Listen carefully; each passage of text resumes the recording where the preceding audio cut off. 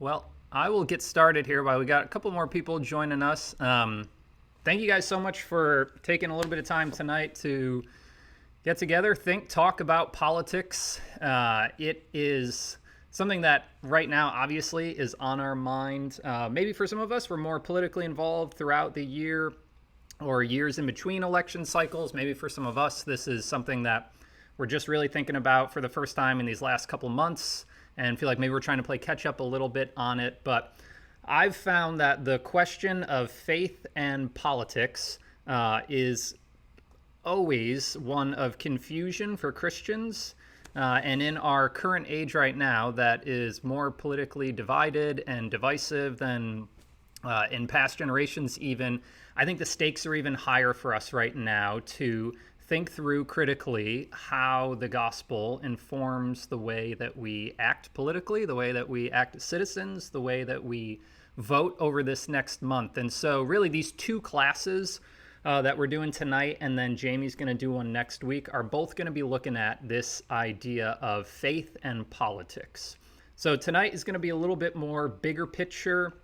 We're going to be looking at politics and how it speaks to our hopes, and looking at what it means for us to be living here as Christians in a country where we get to vote, and how we can vote in a way that best reflects God's design for politics and the gospel. And then next week, Jamie is going to look at how politics speaks to our hearts. And really, that week is going to be focused more on how can we vote in a way that we carry not just the content of the gospel, but also the character of the gospel. So in other words, in our divided age right now, how can we love other people who maybe we disagree with on certain political issues? How can we vote in a way that's honoring to Christ and loving other voters?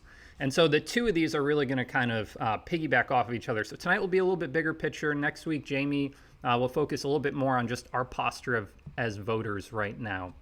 But what we're going to do tonight, we're going to utilize the breakout room feature in Slack. So I'm going to divide you guys up somewhat into some smaller groups a couple times throughout the night for you guys to talk and process together your thoughts on politics as we're exploring some of these things, and a chance for you guys to interact and really learn from each other and pick each other's brains, as we all come from different parts of the country, different cultural backgrounds, have different political views, have different things that we're hoping for right now out of this election and out of politics in general. And so I want it to be not just a chance for you guys to hear from me, but also to hear from each other and process what you're hearing, what you're learning, and anything that it's maybe causing you to think differently on.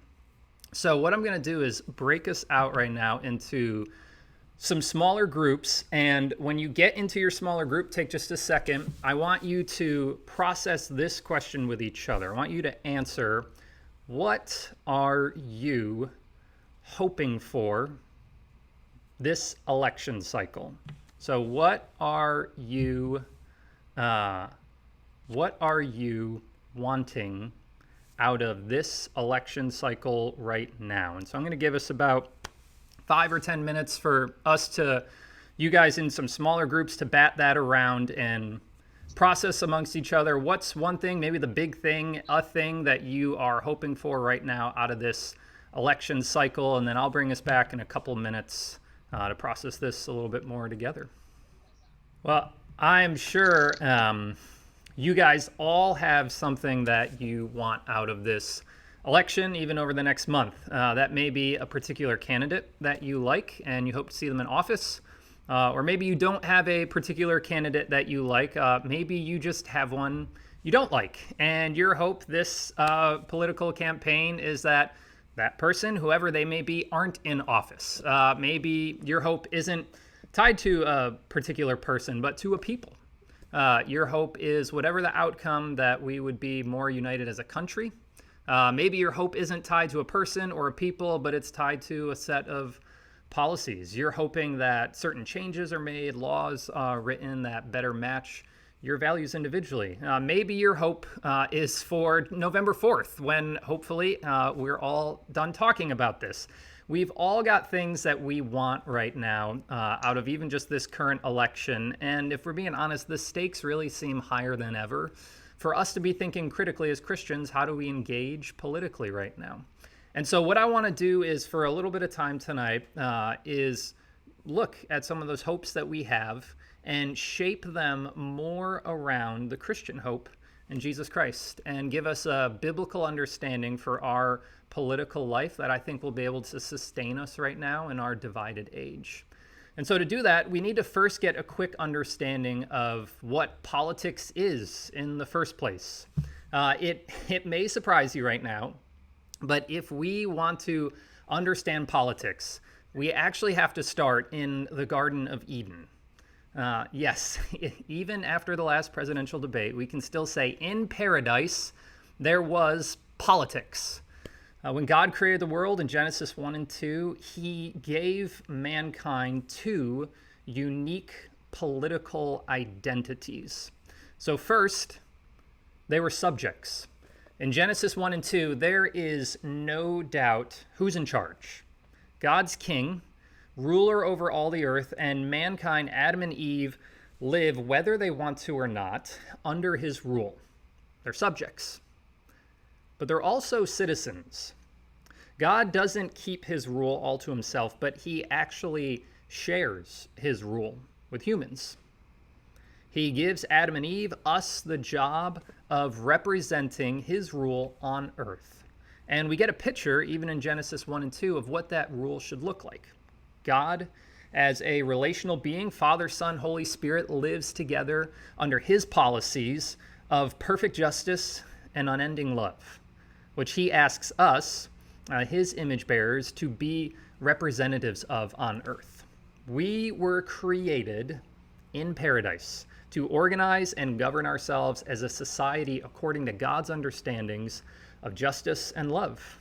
Meaning, from the beginning, human beings were political beings. We were created as ruled rulers.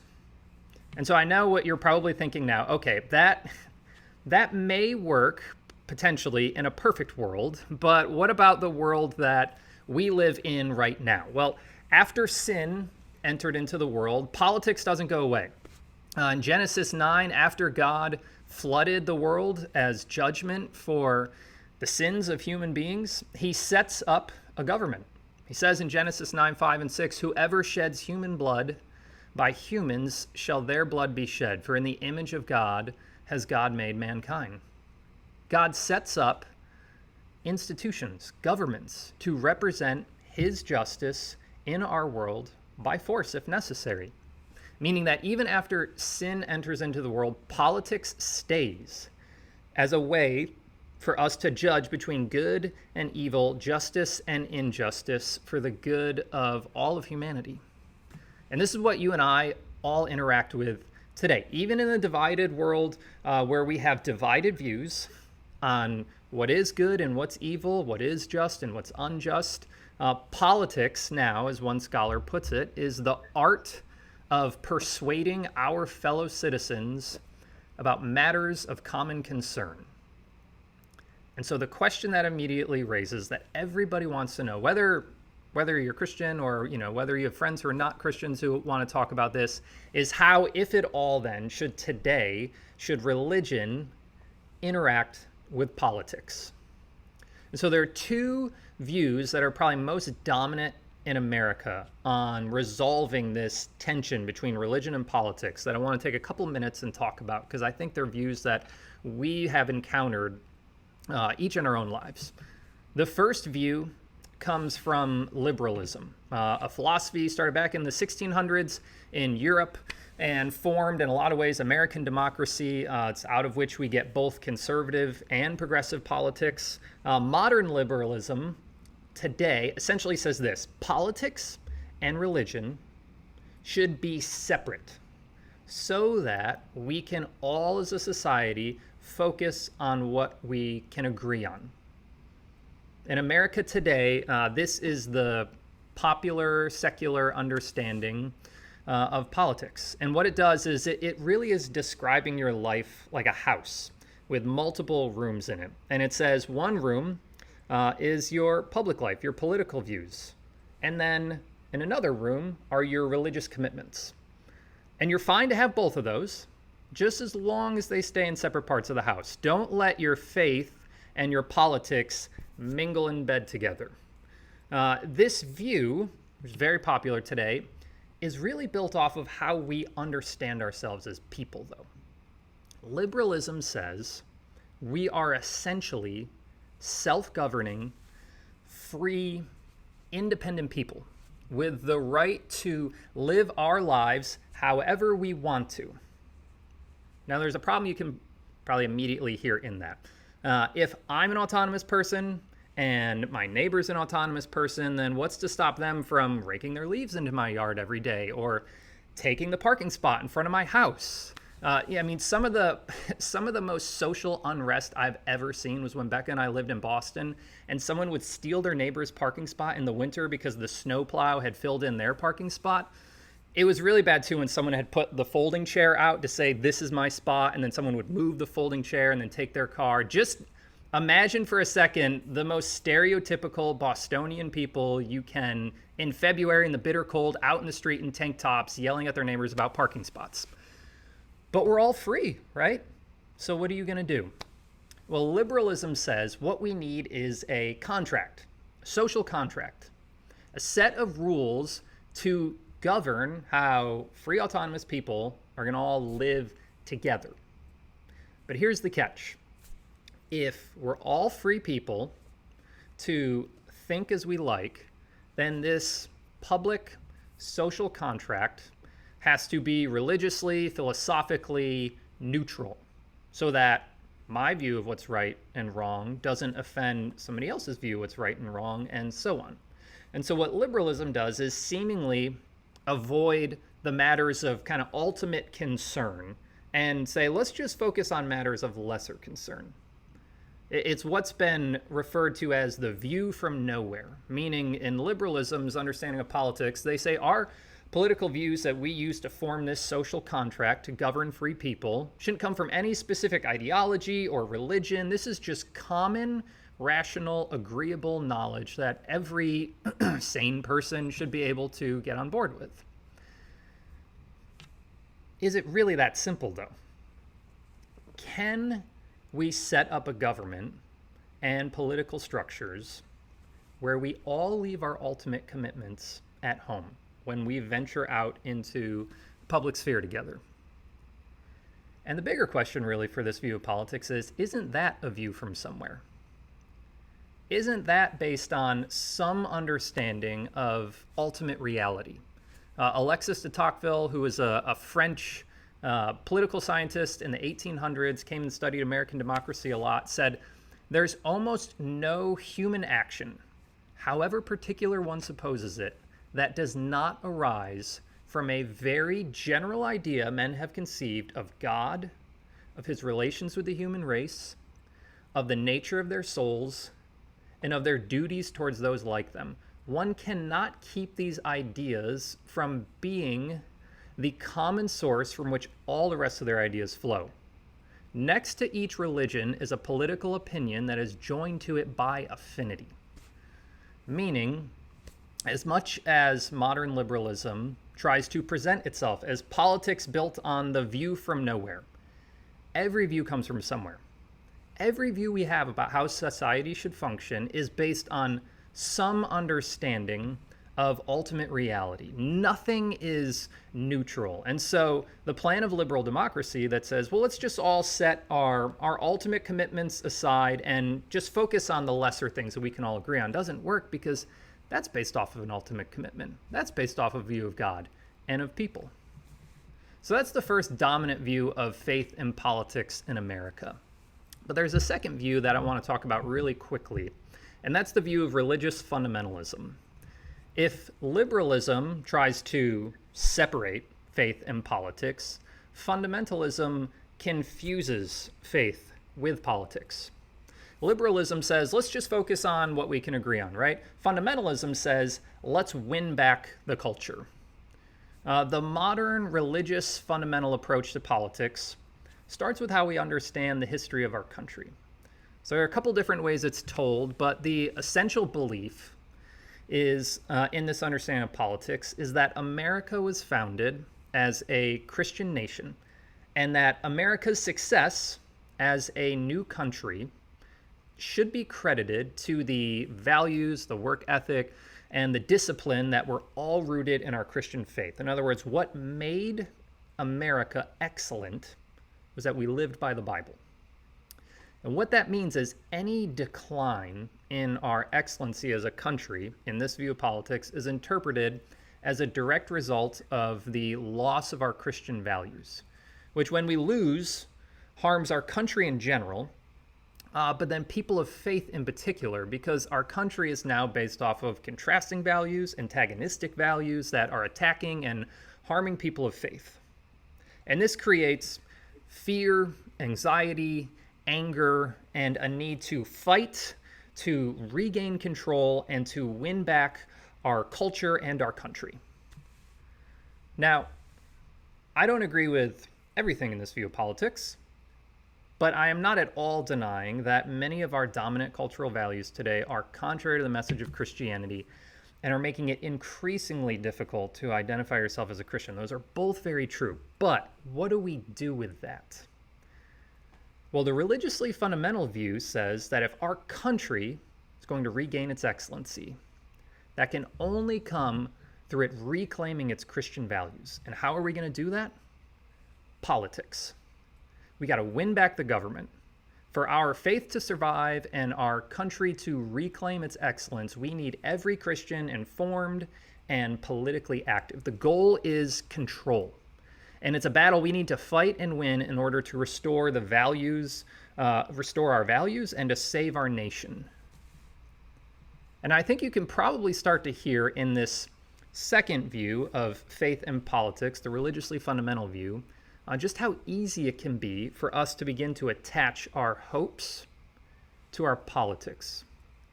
But both of the views that we've been looking at really quickly actually do the same thing. Liberal democracy, which separates faith and politics, puts its hope in man. Essentially what it's saying is, you know what, we don't need religion to rightly order our society. We can figure out how to flourish all on our own. Yet the religiously fundamental view puts its hope in the same place. It doesn't separate faith and politics. It confuses faith with politics and says for us to flourish, we need the right politicians making the right laws. And at its worst forms, essentially says, yes, Jesus is king, but as long as the right president or the right elected official isn't in office, that will only get me so far. What we need is God's men to restore God's rule in God's land. And so both of these views that we encounter today speak to some deep hopes that we have in man and in our country to help us flourish. And so what I'm going to do is put us back into our breakout rooms here for a couple minutes. And I want you guys to discuss which of these kind of dominant views on faith and politics do you feel like you have come across the most in your life? Which one of them do you maybe resonate with the most? And which one of them do you feel like is maybe challenging your viewpoint at all? So I'm going to break us up into breakout rooms and give us about 10 or so minutes to talk about this. All right. So when we're thinking about the two dominant views of how to reconcile faith and politics in America, modern liberalism that separates faith and politics is impractical. It doesn't work because we can't simply forget our highest commitments in life. Every view comes from somewhere. And if the view of religious fundamentalism that confuses faith with politics can at times be improper because at its worst, it says our greatest Christian hopes can be achieved through electing the right people, then how do we as people created in Genesis 1, as ruled rulers, as political beings, how then do we connect our faith with our politics? Well, St. Augustine, who was a 4th century bishop in the church in what's now Algeria today in northern Africa, wrote a book called The City of God that in part wrestles with this question that we're talking about tonight. And Augustine said our world can be divided up into two cities, the city of the world and the city of God. The city of the world is a product of sin and is governed by disordered loves that love the creation over the creator, love self over God. The city of God, though, is governed by rightly ordered loves. It loves the creator over the creation. It loves God over self. But unlike any city, at least I've ever been to in America, these two cities aren't side by side, but actually overlap and share the same plot of land. The city of the world and its citizens, and the city of God and its citizens all live and mix together in the same communities. Because they're ultimately not two rival places, but as Augustine describes them, they're two rival visions for what our world could become.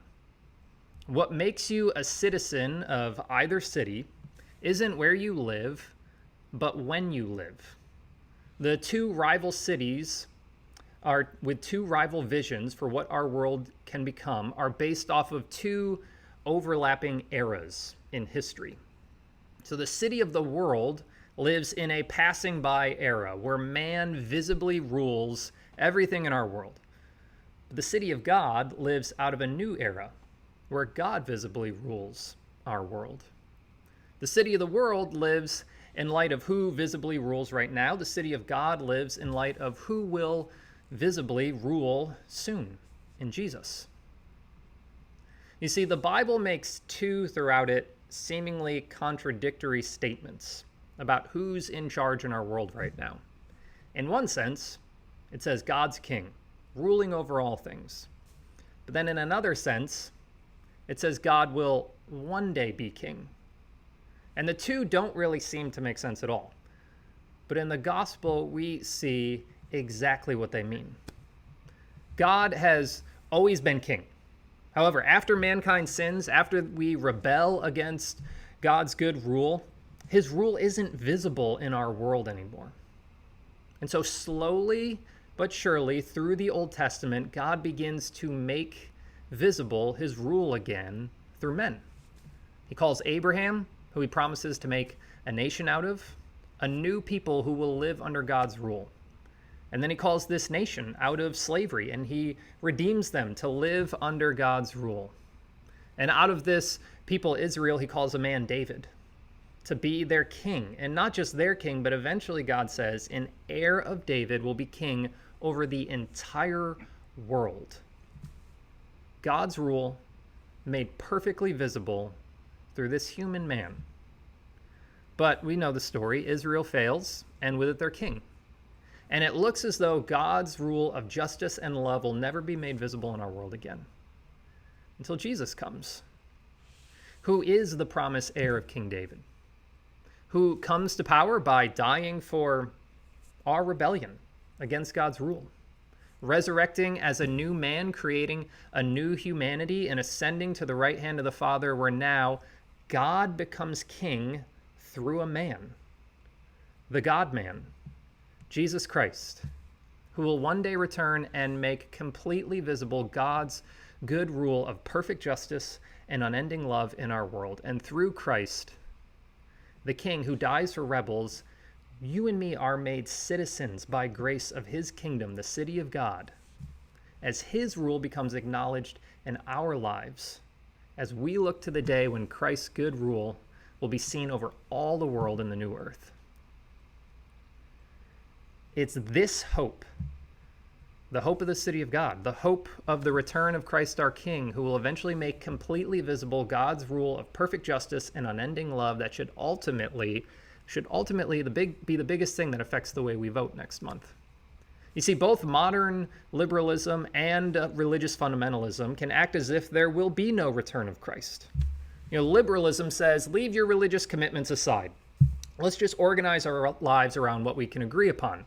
But if you knew that at the end of time, Jesus Christ would return, making completely visible God's rule and calling to account every way that you've rebelled against it, wouldn't you want to start to organize now your life and your society based off of that?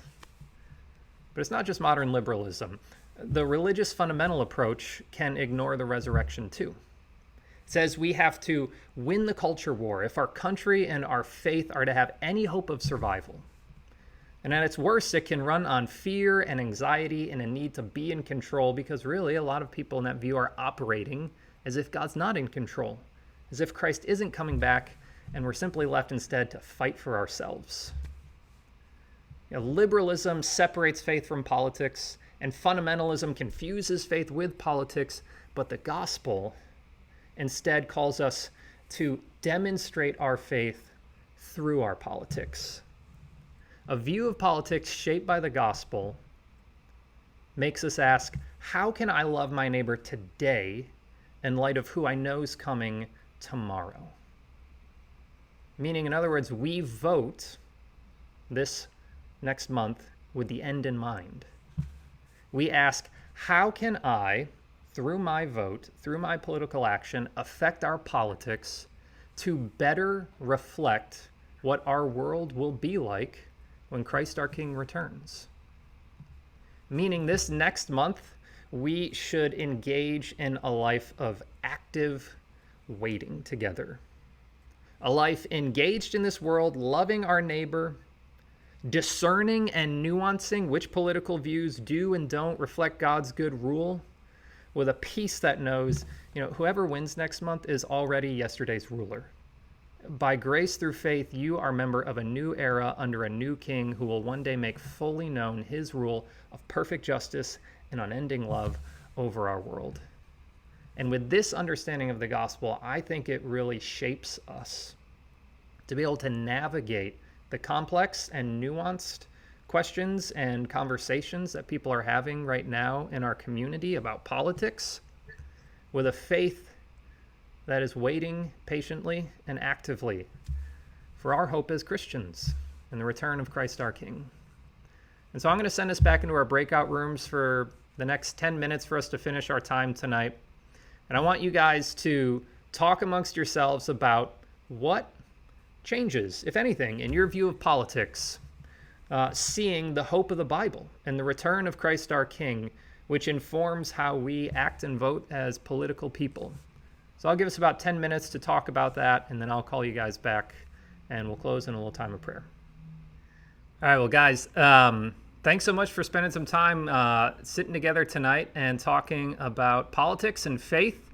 I hope as you heard and talked together about the political hope of the Bible and the return of Christ our King, the man who will make perfectly visible God's rule of justice and love over our world, it encouraged you, if you're feeling tempted to disengage right now politically, to stay engaged for the love of your neighbor, and also maybe helped you think differently about your political views and a way that maybe you can love your neighbor better, as we all think about the gospel and politics right now during this critical time for our nation and critical time for our neighbors. So I'm going to close out our time by actually reading a prayer that's in the Book of Common Prayer that's specifically for elections. And I think it would be a great way for us to end our time tonight as we reflect on Christ our King and know that we all have a vote to make in this next month. So let's bow our heads as I read this prayer for us.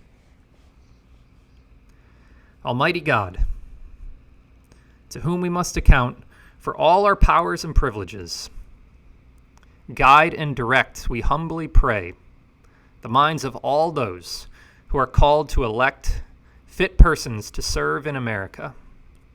Grant that in exercise of our choice, we may promote your glory and the welfare of this nation. We ask this for the sake of our Lord and Savior, Jesus Christ. Amen.